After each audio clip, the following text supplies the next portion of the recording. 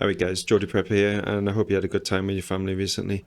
We're just going to take you straight into some news, which is going to take us into 2024. It certainly looks like 2024 is going to be starting off with a bang, unfortunately. Not just fireworks, of course, from celebrating the new year. And there's probably people already starting to celebrate the new year as I'm making this video. So happy new year if you are celebrating, and just be safe out there. So first article we're looking at is this container ship, which was run by the Danish shipping company Maersk. It's been struck by a missile in the southern part of the Red Sea, and it's basically a Singapore flag it's running under. They requested assistance, and 2 US ships responded to the vessel's request for help. While responding, the USS Gravely shot down 2 anti-ship ballistic missiles fired from Houthi-controlled areas in Yemen towards the ships. So they didn't only just fire at the container ship, they shot at the ships and responded to the distress call.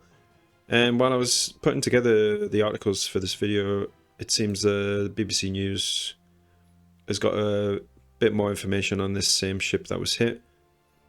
There was some also helicopters from the USS Eisenhower responded to the distress call. And apparently they shot at 4 boats that were attempting to board the container ship. So they didn't just fire at the ship, it looks like they attempted to board it. And 3 of the Houthi ships were destroyed, and the 4th one just ran away. The Maersk company, which is one of the largest shipping companies in the world, says it has paused sailings through the Red Sea for 48 hours after the attack. So it's basically having a big impact on this area in the Red Sea, going through the Bab al-Mandab Strait, I believe it's called. Covered it on the previous video. This is going to be a hotbed of activity. You've got people wanting to protect commercial ships going through the area, a group which is pretty well armed by all accounts, saying that they're going to stop this commerce going through the strait unless certain, their conditions are basically meant that they don't want things going into Israel to back their war in Gaza. So it seems that not only was the ship fired upon, but it was an attempt to board it as well. But they're saying that the Red Sea, the United States doesn't really have any good options against the Houthis in that area. The US-led maritime forces a half measure that the Houthis will test. And they're certainly doing that, because when the ship responded to the distress call, they were fired upon. And, I don't think the US is going to be entirely forthcoming with the capabilities of their shipborne defense systems. So they probably did shoot down the missiles, but, if anything goes through, I don't think the United States is going to be forthcoming with that. There would have to be some sort of third-party verification, or maybe some video, which the Houthis might shoot themselves, because the Houthis seem to be using social media videos, lots of other means, to basically show their capabilities. So the Maritime Coalition of Ships is under the name of Operation Prosperity Guardian. Basically, it's set to, in that area, to enable commercial shipping to continue. So we'll just go over to Iran, because that's nearby. Iran has allegedly executed 4 people accused of sabotage, and they said that they had links to Israel's Mossad. And, obviously, probably Israel's going to deny this, but Iran's basically saying that 4 members of a sabotage team associated with the Zionist regime were executed this morning following legal procedures, accusing them of extensive actions guided by Mossad officers targeting Iran's security. Whether these people actually were involved in that, who knows? If so-called sabotage activity drops off after capturing and executing these 4 people, then they obviously got the right 4 people. But I think we're going to be seeing more of this in the near future. Both sides have got people captive in their captivity from the other side. And, a lot of the time, sometimes they make deals. Other times they put them through their justice system, and they obviously give a verdict, and then obviously, depending on that verdict, depends on the outcome, whether they actually, in some cases, live or die. Onto the war in Ukraine now. Russia's hitting back very hard with aerial bombardments at the minute, drones and missiles. They've apparently just recently conducted the largest attack since the war began. It seems that this could be a prelude to a ground assault. The winter's coming, the ground is hardening. Obviously, that's going to make it a lot easier to traverse the ground. And, this could be the prelude to that. Kiev said that the Russian attacks, which killed at least 45 people, were the biggest missile bombardment of the war so far. So, this is right on the New Year's Eve, 2024. Basically, there's going to just be rockets and all sorts of stuff flying through the air at the beginning of the year. It's really unfortunate situation, but here we are.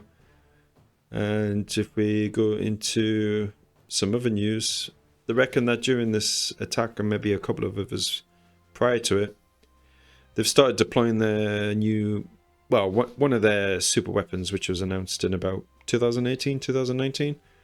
The AS-24 Killjoy, which is a very fast missile.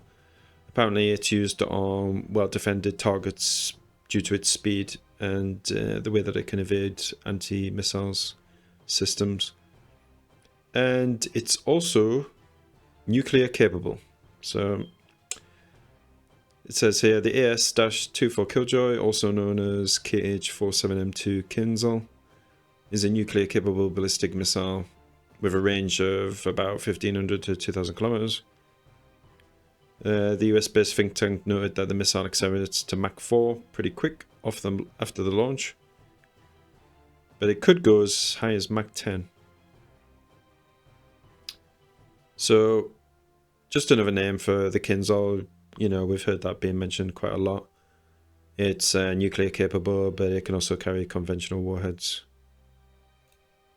And North Korea's Kim calls on military to accelerate war preparations. So we're seeing this more and more at the minute.